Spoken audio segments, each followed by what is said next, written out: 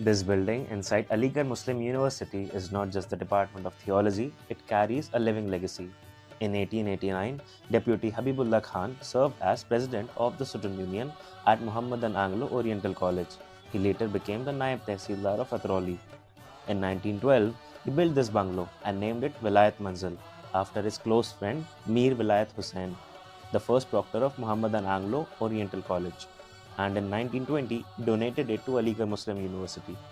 From student leader to government officer to benefactor, this building reflects the spirit of Aligarh Muslim University. शोबा दीनियात Aligarh Muslim University का एक बहुत अहम शोबा है और सर सैयद अहमद ख़ान ने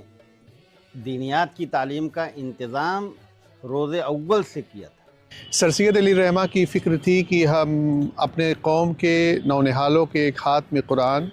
दूसरे हाथ में साइंस और सर पे ला इलाहा इल्लल्लाह का ताज देखना चाहते हैं। यहाँ पर कंपैरेटिव रिलीजन यानी इंटरफेथ डायलॉग का सबसे बड़ा सब्जेक्ट अगर कोई इस कैंपस में पढ़ाता है तो ये फैकल्टी पढ़ाती है। पिछले 1960 से लेकर आज तक ये इंटरफेथ डायलॉग पर हमारी फैकल्टी काम कर रही है और शोबे सुन्नी दीनियात और शोबे शिया दीनियात दोनों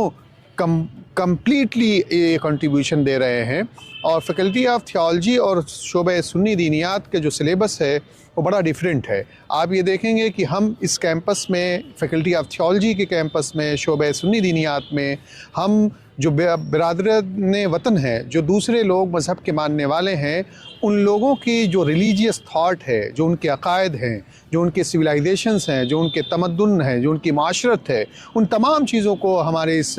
शोबे सुन्नी दीनियात ने उसको डिज़ाइन किया है। अगर हम एक तरफ इस्लाम को पढ़ते हैं, अगर एक तरफ हम ईसाइयत को पढ़ते हैं, अगर हम यहूदियत को पढ़ते हैं, तो वहीं पे हम हिंदुइज़म को पढ़ते हैं, जैनिज़म को पढ़ते हैं, बुद्धिज़्म को पढ़ते हैं, सिखिज़म को पढ़ते हैं। यानी कि ये तमाम जो हिंदुस्तानी मज़ाहिब हैं और दुनिया में जो तमाम पाए जाने वाले मज़ाहिब हैं, उनके अकायद को, उनकी सिविलाइजेशन को, उनकी माशरत को, उनके ट्रेडिशन को, तमाम चीज़ों को हम पढ़कर एक दुनिया को एक मैसेज भी देना चाहते हैं कि हमेशा रिलीजन के मामले में, दीन के मामले में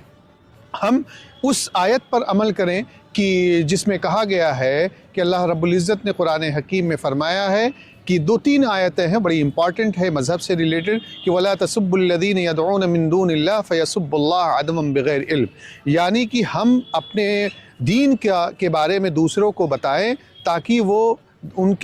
लोगों को हमारे दीन के सिलसिले में कोई गलतफ़हमी ना हो।